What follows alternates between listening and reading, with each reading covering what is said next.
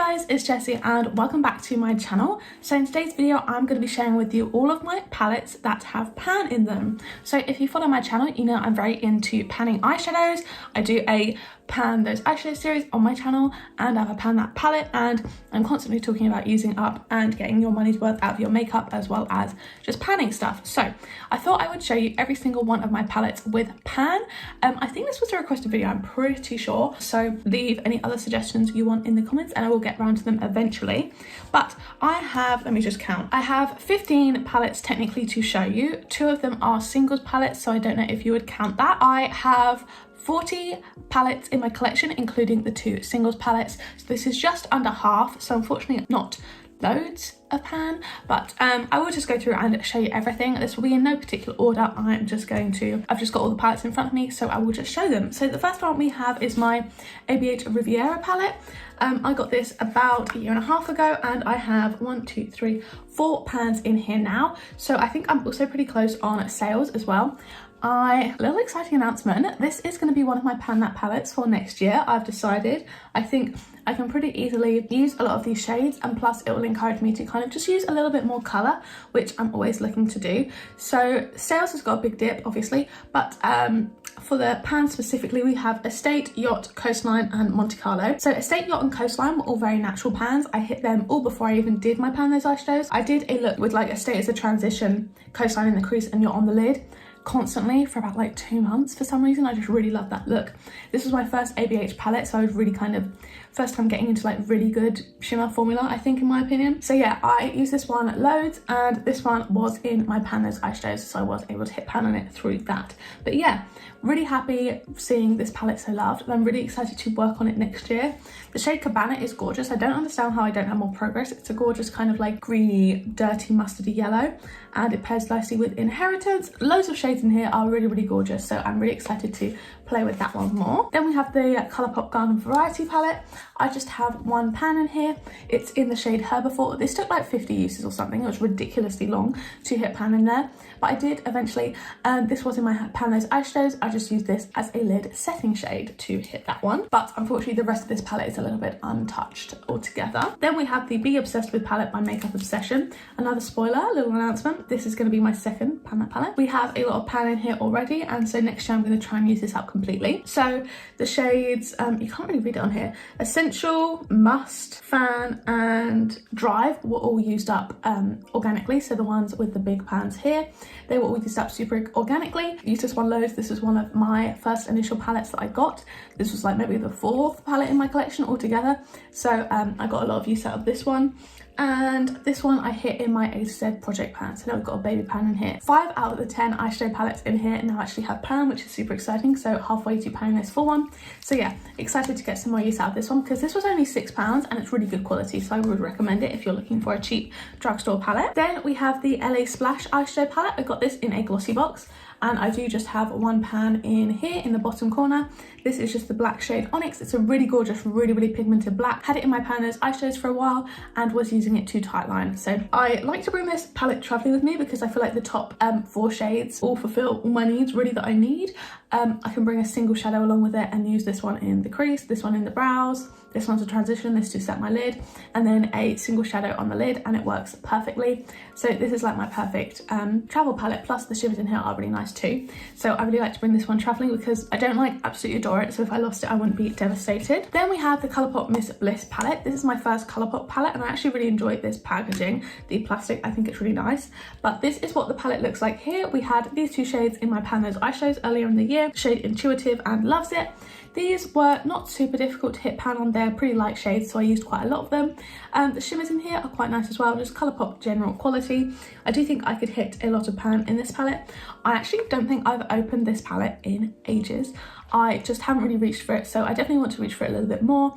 I'm trying to do a 1-week-1 palette next year, so we'll definitely get to play around with this one a little bit more, but it's really good quality and it is a little bit nostalgic for me. I remember I was so excited when I got this. I bought this secondhand about last November. I was ridiculously excited for it, so it's got a lot of happy memories. I don't think I could actually get rid of this one, even though I don't use it too much. Then we have the Tarte Little Toasted palette. I hit these 2 pans organically because I was actually working on this shade in my pan those eyeshadows. Didn't hit pan on there, but hit pan in the other two as I was working on them. Really like this palette. It smells incredible. It is so gorgeous. I feel like this will be a good travel palette for me as well, because I really do love kind of a warm orangey brown look. I think it's really pretty. The shimmers in here are nice. They are pretty just average quality, to be honest, nothing crazy. I won this in a giveaway at the start of the year, so really like this one, and I'm happy to have a Tarte palette in my collection because I don't have any of their other palettes and it's good for comparisons. Then we have my Urban Decay Naked 3 palette. You guys, if you're on this channel a lot, you will be familiar with this. It's my pan that palette for this year. So got a lot of pans in here. We have 2 completely empty pans. We have 1, 2, 3 and 4 other shades with pan in here, and hopefully a couple more by the end of the year.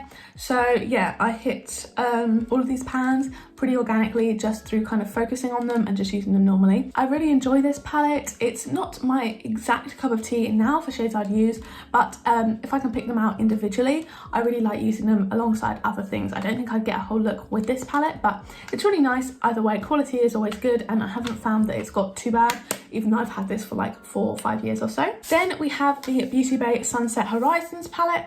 I have 1 pan in here, and that is in the shade Moonlit up here, this yellow. This was in my pan those eyeshadows. I really enjoyed using it. It was pretty easy for me to hit pan on this. Beauty Bay pans are really shallow, so it's really nice and easy to hit pan, which is always fun.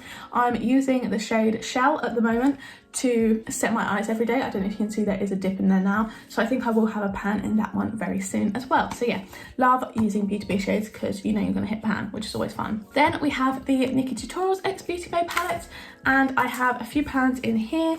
We are missing a shade at the top because I took it out because it was leaking, but we have 2 other pans in here, one in Basic Shroot and one in Mila. I don't know how well you can see, just the 2 shades there you go.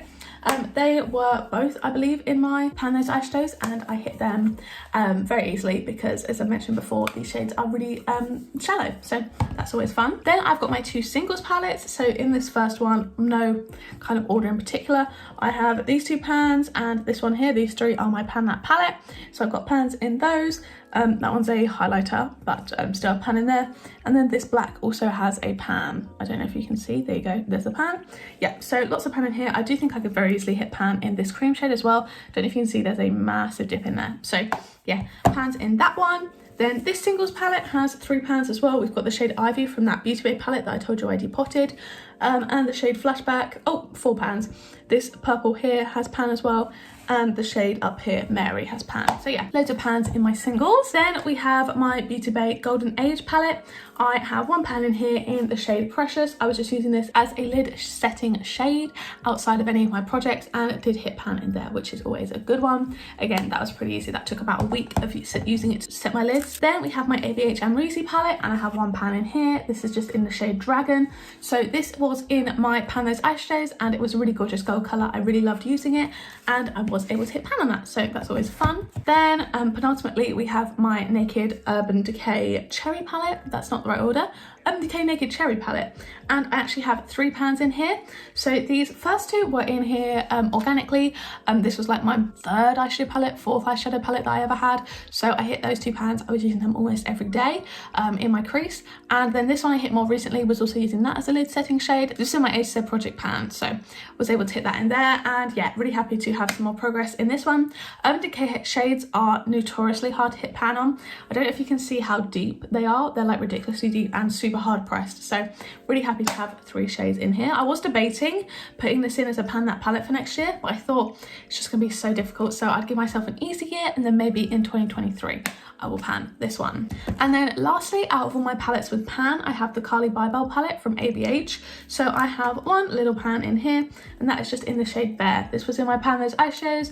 I used it as a lid setting shade, and now we have pan. There's also a big dip in Moo, which is always nice to see. But yeah, those are my 15 palettes in my collection that have pan in them. I really hope you guys did enjoy this video. I understand it was a little bit shorter, so sorry about that.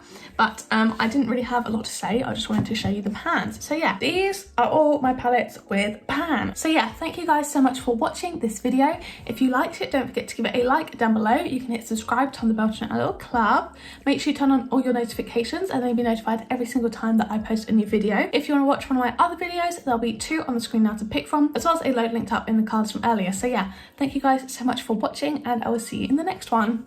Bye!